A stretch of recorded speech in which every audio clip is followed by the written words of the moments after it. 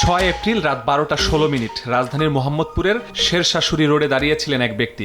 Battery চালিত অটোরিকশায় তিনজন এসে ওই ব্যক্তির সামনে দাঁড়ান। দুজন ধারালো অস্ত্রসহ নেমে জিম্মি করেন তাকে। সঙ্গে থাকা সবকিছু ছিনিয়ে নেওয়ার চেষ্টা করে ছিনতাইকারীরা। এ সময় বাধা দিলে আঘাত করা হয় চাপাতি দিয়ে। মাত্র 27 সেকেন্ডেই ওই ব্যক্তির সর্বস্ব লুট করে অটোরিকশায় চলে যায় ছিনতাইকারীরা। ওনাকে দুই সাইডে চাপ দিয়ে ধরে বলে যে কি আছে বাইর করে খেতে বলে দুইজনের হাতে চাপাটি ছিল। চাপাটি দিয়ে রানের উপরে দুইটা বাড়ি দিল। দুইটা বাড়ি দিয়ে ওনার কান্দে ব্যাগ ছিল, সাইড ব্যাগ, ওইটা নিছে। পকেট থেকে দুইটা মোবাইল নিছে, আর একটা মানি ব্যাগ ছিল, ওইটাও নিছে। ওর ভিতরে নাকি 10,000 টাকাও ছিল, ওইটা নিয়ে নিছে। এরপরে আমি ওই তালা খুলতে গেছি, তখন চাপাতি ওই গিল দিয়ে ঢুকিয়ে দিছে। ঢুকে দেখে একটা পেট ফুটা করে দেবো। এখানেই থেমে থাকেননি তারা। কিছু দূর গিয়ে আবারও আরেকজনকে অস্ত্রের মুখে জিম্মি করে। সঙ্গে থাকা সবকিছু দিতে না চাওয়ায় চাপাতি দিয়ে আঘাত করে তারা। চাপাতির আঘাত সহ্য করতে না পেরে ছিনতাইকারীদের সবকিছু দিয়ে দেন ভুক্তভোগী। ওরা নাইমে কি করছে, দুজনের হাতে চাপাটি। এই লোকটাকে কি করছে, এই লোকটা অনেক চেষ্টা করতেছে, মানে দিবে না, এইভাবে ধরে রাখছে, মানে ওনাকে খুব করতেছে। একজন করতেছে পিছন সাইড দিয়ে বাইরে যেতেছে, ডাইরেক্ট সাইড দিয়ে না।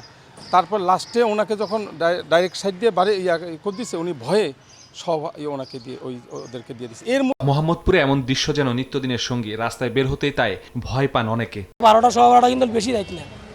এটা আমরা দোকান বন্ধ করতে করতে এমনি 10:30 11টা বাজে দিই।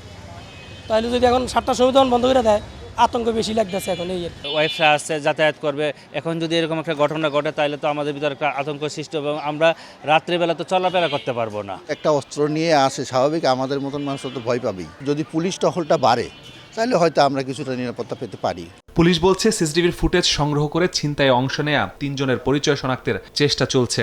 দৃষ্টিগোচর হওয়ার পরপরই কালকে রাতে আমরা ওই স্থানে পুলিশ পাঠাই, সিসিটিভির ফুটেজ সংগ্রহ করা হয়েছে এবং প্রাইমারিলি আমাদের যে অভিযানিক টিম তাদের সাথে আমি কথা বললাম, সকালেও কথা বলেছি।